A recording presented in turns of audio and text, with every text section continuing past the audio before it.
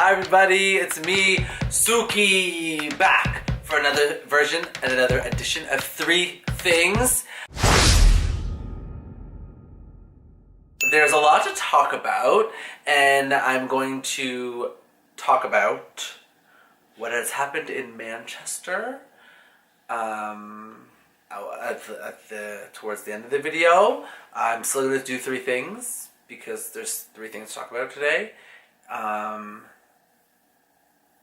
Because it's like super hard to talk about. Three Things is a video where I talk about three celebrity related things and we gossip and we gossip and we gossip about it and we try to figure out solutions for celebrities' problems because hey, it's clear that celebrities can't figure out their own problems, so we have to. So today's video is going to kick off with number 3. Katy Perry has officially came for Taylor Swift.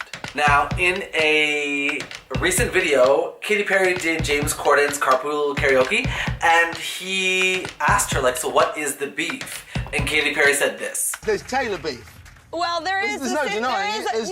No, for sure, and that's true. And when are we going to clear that beef up? There's a situation. Honestly, it's really like she started it, and it's time for her to finish it. And I tried to talk to her about it, and she wouldn't speak to me. Oh, you tried to talk to her about it? You did the phone call? I do the right thing. So you did the phone call, and it was a shutdown. It feels like a fumble. It was a full shutdown, and then she writes a song about me, and I'm like, okay, cool. That's how you want to deal with it? Karma. She ain't wrong. Karma will come get you, Taylor Swift. Like, if someone's trying to make amends and you turn down their call, I mean, you said it in one of your own songs, is bad blood. Now, I would like to make a disclaimer. Last week or 2 weeks ago, I said that Katy Perry is awful, and I didn't mean that she was awful. I mean, I did say that she was awful. Everyone kind of is in an I hate Katy Perry phase right now, which is really awful because it's hating a human, but I digress. I think that Swish Swish featuring Nicki Minaj with the song about Taylor Swift, although it is promoting hate, you can't let someone get away with treating you like garbage. So, I mean, I guess it was a rebuttal, and I support it because Swish Swish is a fire track. It's all I've been singing all week, and I am completely obsessed. Swish, swish, swish. Number 2, MIGOS. What are you doing? So for those of you who don't know who MIGOS is, they're featured on everybody's track right now. They're a hip-hop R&B group. No, not R&B, hip-hop rap group. They recently performed with Katy Perry on SNL on Saturday, and Katy Perry had a bunch of drag queens come in to perform with her, and MIGOS wasn't comfortable with it, which I find is completely awful because especially at this day and age where, you know, people are coming to terms with who they are and there's so much equality and inclusion. For an artist like Katy Perry, who to be on a track with a rapper or a bunch of rappers that are promoting homophobia, no thank you. Plus, Bon Appetit isn't that much of a good song anyways, and MIGOS, you guys aren't even that good of rappers. I don't even care what you say. You're not Kendrick Lamar, you're not Kanye West. So you can go with your homophobic ways somewhere else because I will not have it, nor will I ever listen to any of your music. It's just awful because I feel like for the drag queens that were performing, it's such a great opportunity, like SNL, and you're drag queens, and like that's such a big deal in the gay community, and like to be told that you're going to be taking off of a performance and all that stuff, and then not invited to after parties after SNL. That's what the speculation was, that the drag queens weren't invited to the after party of the SNL performance because MIGOS was going to be there. It's just like, that's not what not only Katy Perry is about, but it's not what our world should be today. Adios, MIGOS.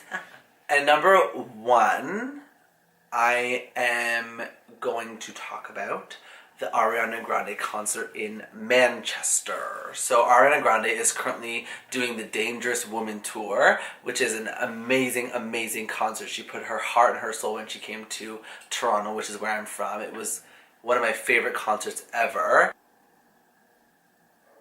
Last night, somebody, a terrorist, set off a suicide bomb outside of the venue, so where the box office is, where everyone leaves. They were all leaving the concert.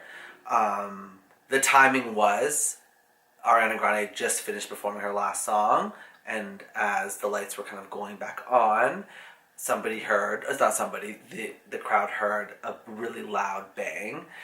And then everyone just started like running for their lives. There's videos online and they're all super awful. Not of the actual bomb itself, which is something that you should not watch, even if you had the opportunity to. It was awful just seeing all the chaos and everyone running for their lives. For somebody to target a place of such happiness and inclusion, and you know, like, one of the greatest things about concerts is that, like, you know, you count down to it and you're so excited to see your favorite artist, and for someone to go and take that away from so many people now is just completely disgusting, and I am not here for it. It's so bad. There's so many questions that are left open, like who did it, why they do it, what's Ariana gonna do?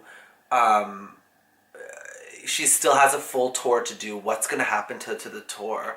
But and those are the first questions that pop into your mind. But then you sit back and you realize, being so far away from all the tragedy, is that like, wait, like people actually lost their lives. Like they're not alive anymore, and there's children and fans of Ariana Grande that are now not living anymore, and their last memory was an Ariana Grande concert, and it's just so awful. And I'm sending all my love to everyone. It's just so scary because, like, whenever something so tragic happens, you put yourself in that situation, and you're like, I go to concerts all the time, and you know, we're out in public all the time, and it's just so scary that like a place that's filled with so much happiness can be filled with like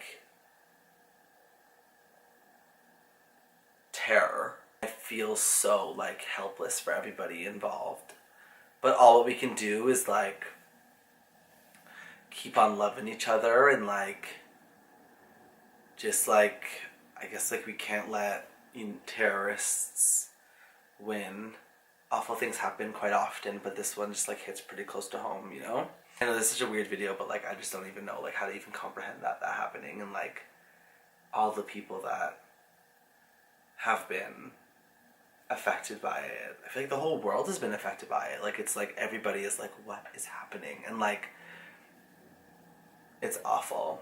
It's so awful. But let's, you know, keep sending love to each other, making sure we're nice to people, making sure that we include people, making sure that we accept people for who they are and not judge them, and just like keep dancing to the music and escaping, you know, those real life problems that you might think are like super hard and super big, but everything can be solved, and we need to bring more light to this world because it is a dark place right now. So that's it for me. I will see you next week.